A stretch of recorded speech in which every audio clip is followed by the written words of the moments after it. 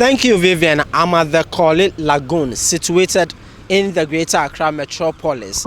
Now, this is a river body that actually serves as the principal outlet through which major drainage channels in the Greater Accra region empty their waste into the sea. This particular river body was actually cherished for its attractive scenery and the abundant stock of fish that was within it. But same cannot be said of today, because the lagoon is heavily polluted. Large amounts of industrial solid and liquid waste that are often channeled into open or surface drains in the city end up into the lagoon, thereby making it choked and then heavily silted. We oftentimes hear of government ordering that the silting of this particular lagoon to ensure that there is free flow of water whenever there is a downpour, to avoid flooding in the city. But then it appears that is very little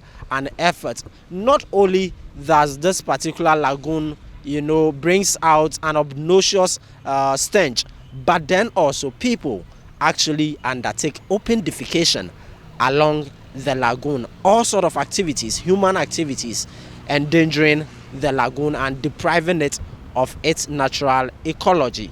Let's try and get close to this lagoon and find out the level of encroachment and the level of filth that have been deposited along it.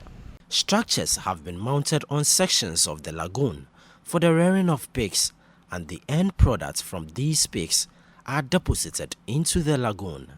Facilities have also been established for the recycling of plastics collected from the lagoon, while others undertake industrial activities under unhygienic conditions in the buffer of the lagoon.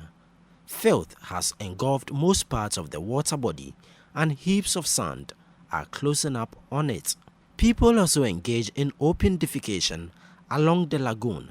A chunk of sawdust from the timber market has also been dumped into the river body. Sometimes if the rain fall, they push the water push the dirty ones from the come to outside. So when it come to the junkie people pick from them to have the scale for here, have the machine for here, and I buy from them now, recycle, I sell it to the factories. Yeah. Is it lucrative enough? It's okay. Yeah. But let's see, since how many years have you been here? I've been here about 2 years now. And since then, do you notice people coming to dump refuse here? No. The first time we are coming here, people come to dump it, but we stop them, and the assemblyman give out the authority to stop them. But our authorities are where you are here. Yeah, you ask the AMA people. Sometimes authority from the gang chief, them to the give out, they collect something, they give it that place for us, and then the AMA people be aware, and then you are working for here. The government announced the Korle Lagoon redevelopment project years ago as part of plans to restore the ecology of the water body. Recently, plans to have the Korle Lagoon turned into a recreational facility were also revealed during a tour of the Greater Accra region by President Akufo-Addo.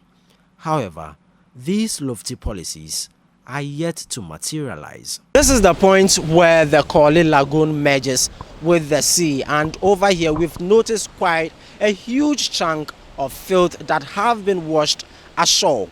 According to dwellers nearby, they always have to collect the plastics among these waste to be able to recycle them in order to earn something for a living. This is the slope side of all the drainages in Accra. So all the waste, as it hasn't been collected regularly, as it hasn't been collected regularly from the top. So when the rain falls, it drains down here. So we have to be here always to be picking all the solid waste, such as vortic bottles, plastic particles, cans, tins. We are even apologizing to the government to assist us with some of the mosquito nets, so that we will buy it, we'll purchase it, then we'll use it to pick the particles, because nobody is taking care here. It is we, the individuals, who we ourselves have invested our money in paying people so that they will help us to pick the particles. When you pick them, what do you use them for? We use it we send it to the recycling plants at Tema. The continuous disposal of waste into gutters which subsequently end up in the Korle Lagoon, would obviously contribute to the perennial flooding in the city because it makes the river body choked, thereby being able to accommodate only a little amount of water when there is a rainfall. Reporting for Citi News, my name is Ni Ayikwe Okain.